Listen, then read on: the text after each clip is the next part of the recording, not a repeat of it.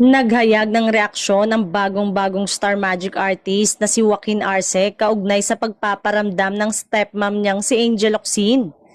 Maaalala kasing naramdaman ang presensya ni Angel sa social media matapos niyang batiin si Joaquin na ipinakilala ng Star Magic bilang bagong artist nito.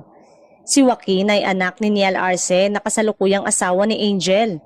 Sa panayam kay Joaquin kamakailan, sinabi niyang nagpapasalamat daw siya sa suportang inihayag ni Angel para sa kanya. Nagulat ako actually. Hindi sinabi sa akin na ire-repost na yung launch post ko, as in ako rin na bigla na surprise, saad ni Joaquin.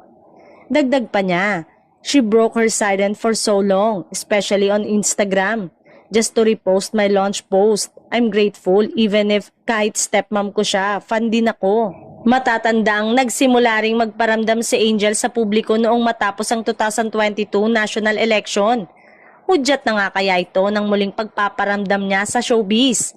Wala pa man din ay kanya-kanya na ang tag ang mga tagahanga na gustong-gustong mapanood ang aktres sa mga sikat na serye ng ABS-CBN gaya ng Batang Quiapo at para sa season 2 ng Incognito.